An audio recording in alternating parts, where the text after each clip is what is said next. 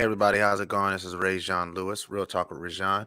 I wanted to do a quick video this evening. It's not going to be a long one. This will actually be a real talk short tonight. Just because something came up. I'm actually been working on a lot of projects and stuff today, so I was thinking about getting on to do a topic or two, just as everything is going on. But I had something specific that I wanted to talk about tonight. So I wanted to come on and just share with you. I'm going to share this out really quickly, and then I'm going to get right into it. But what I'm going to be talking about tonight is specifically in regards to the possible NBA return. I talk about sports, music, politics, you name it, we discuss it. But this sort of combines two topics. It combines the topic of the sports as well as the politics. And I guess we haven't really talked about music, but I guess we can get a little bit into that as well.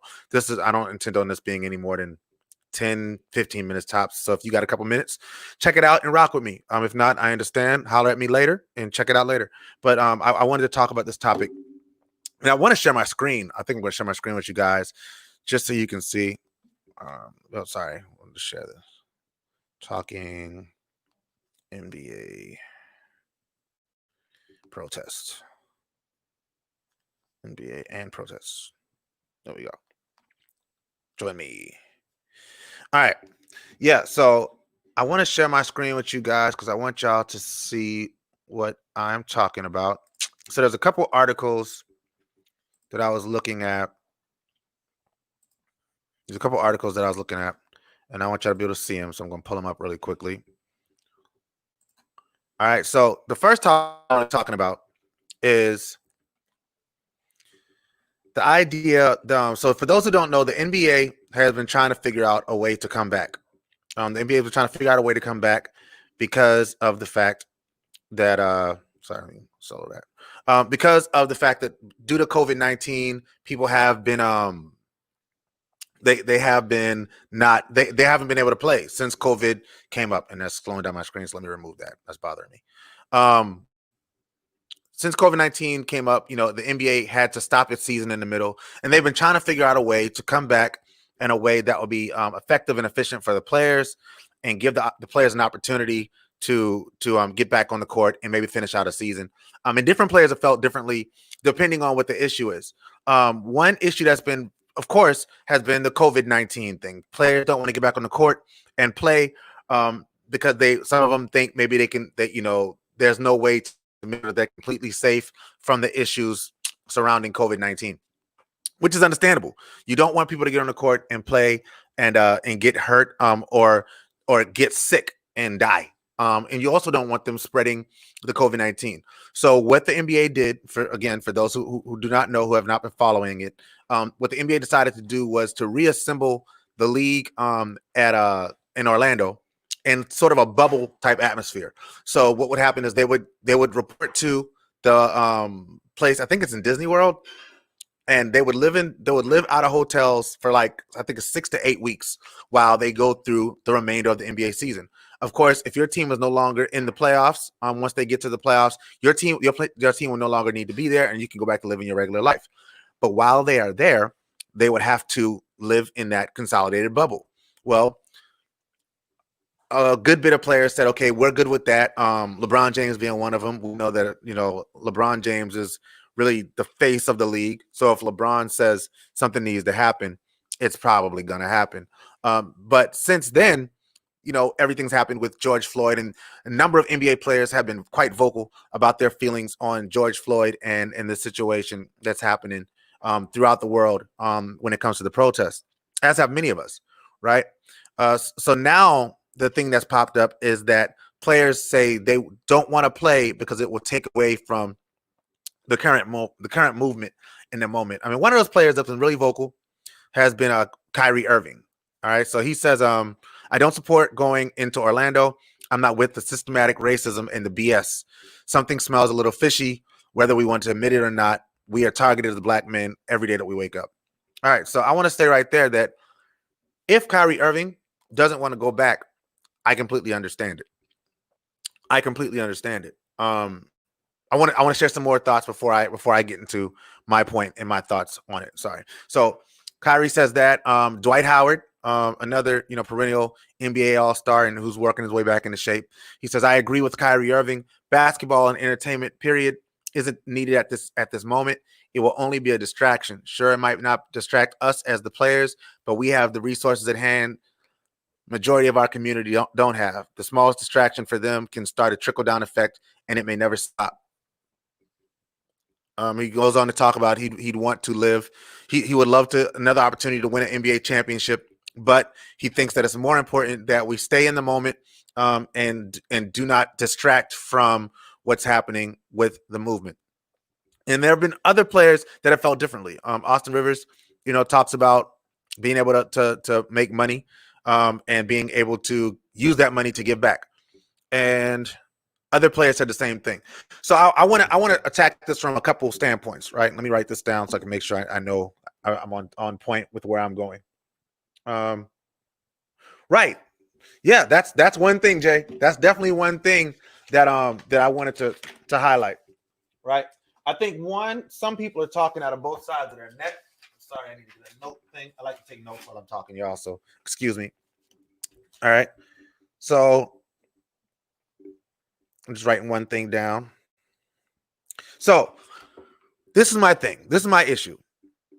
When we're talking about this issue of the protests as it pertains to the NBA and the NBA using its power to using its power to support the protests and support the protesters. Now, while I do understand that some NBA players may be saying, if we get back out on the court, that will distract from the movement, I would dare say that it wouldn't. Because if you look at when the protests are happening, the vast majority of protests are happening in off work hours. They're happening in the weekends and they're happening at night. Nobody's protesting on Wednesday afternoon at 12 p.m. Nobody. Like, there's no protest going on like that way, even with COVID being the way that it is and so many people being in a situation where they don't have to go into workplaces. The vast majority of protests are happening Saturdays and Sundays and at night. With that being the case, basketball games don't normally happen at those times. So it would not distract from the movement. Additionally, I would say that a lot of the growth that these protests have had has been because NBA players who are on the court have been making political statements. Let's look at where a lot of this stuff started. The protesting started during an NFL game. Colin Kaepernick began kneeling during NFL games, right before NFL games, on national television, where his message could be broadcast nationally, right? So with that being said, I do not believe that Kyrie Irving and other NBA players coming back to play basketball distracts from the mission, from the message. It doesn't. It doesn't in that way. I would also say this. Kyrie Irving, I haven't checked his salary, and let me double check this because I want to make sure I understand, make sure I know for sure. Let's look up Kyrie Irving salary. Right? Kyrie Irving in 2018 made $20.1 million a season. In one season. Right? In one season. How many players in the league do you think makes $20.1 million a season? Probably not the vast majority of them. Probably not the vast majority of them, right? I think the average NBA salary is about $600,000 a year. All right? I'm sorry, like a minimum is $600,000 a year. Now, you may say to yourself, that's a lot of money. You don't know their expenses. So whereas Kyrie Irving could probably say, I'm willing to give up, whatever it takes to make sure that, we can do that for one season. He may say, okay, I'll give up the entire $20.1 million for this season. Well, you probably also made $20.1 million leading up into that season, but that's actually another day. But the lower guys won't be able to do that. So they will not share that. They will not share that same intimate sentiment when it comes to it. Here's another thing I'm thinking about. Let's also think about this, right? Sorry. I don't know who that was. All right. I also want you to think about this. What if What if NBA players went back and said, we are playing, the ones who want to, we are playing, but we're going to donate our entire salary to the movement. I think that makes a bigger statement than not playing. I think that makes a much bigger statement than not playing. If they are so dead set on, we want to make sure that everything we're doing is going to support the movement, play and donate your salary. Donate your salary. It's really that simple. Like because think about it. Think about what Black Lives Matter, whatever social, whatever your social justice group of choice is, huh? Whatever your group of choice is, say, okay, cool. What do you think Black Lives Matter could do with $20.1 million? If you think the work that they're doing now, because this is the problem. It's easy for us, and I've seen a lot of people on social media saying, I don't think that they should play. They should give up their you are demanding that somebody give up their entire salary. You are.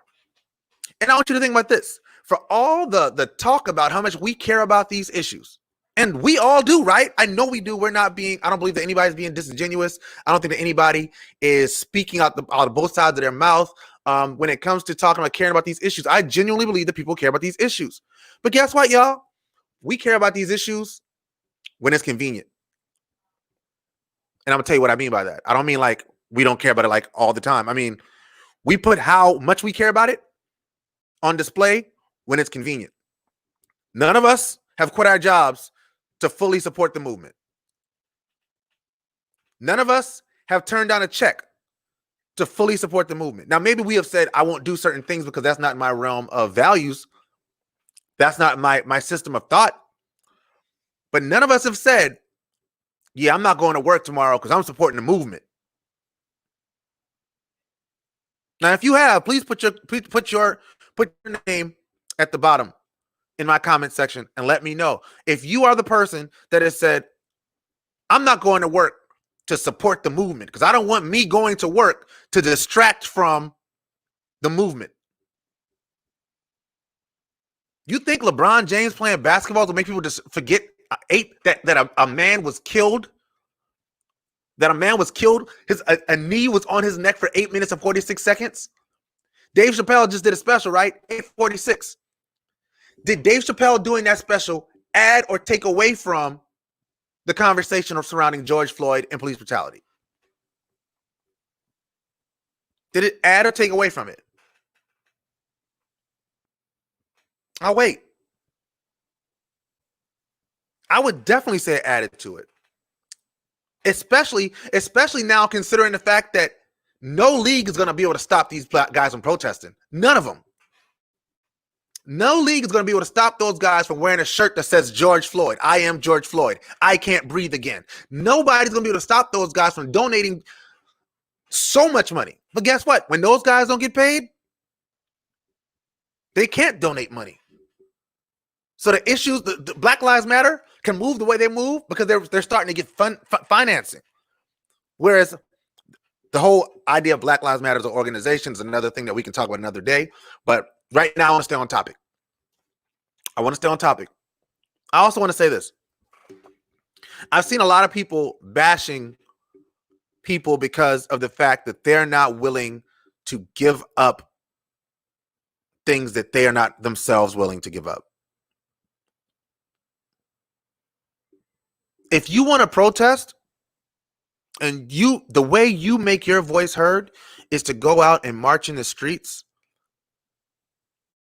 and make your voice heard that way, that's perfectly fine. Like no one should begrudge you that. You have that right, First Amendment right to speak up for yourself. You have the right to say, I am mad as heck and I'm not going to take it anymore. You have the right to say, no justice, no justice, no peace. You have the right to say, no racist, no KKK, no fascist USA. You have the right to say that. But you do not have the right to shame someone else because they feel like they can do the work a different way. We all have a role to play in this thing. We all do.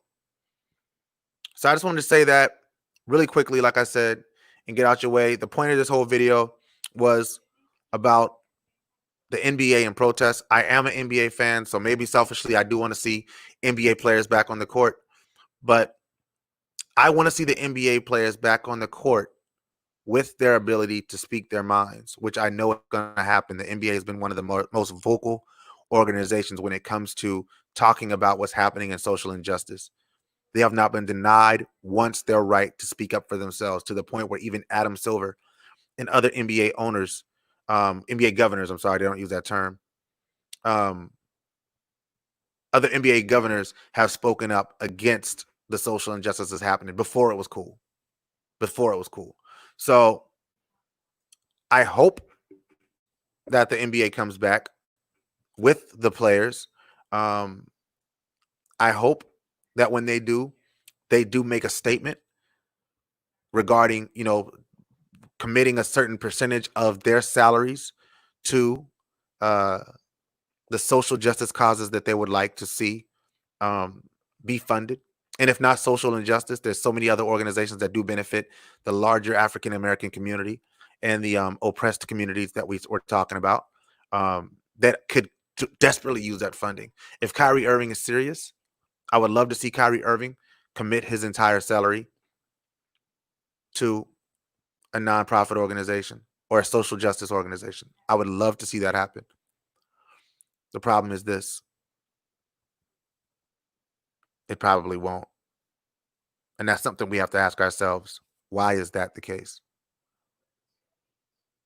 Because if we say we believe, then we know that the vast majority of these organizations that are trying to support the community are massively underfunded and could use the resources to be able to better serve the communities that we say we care about.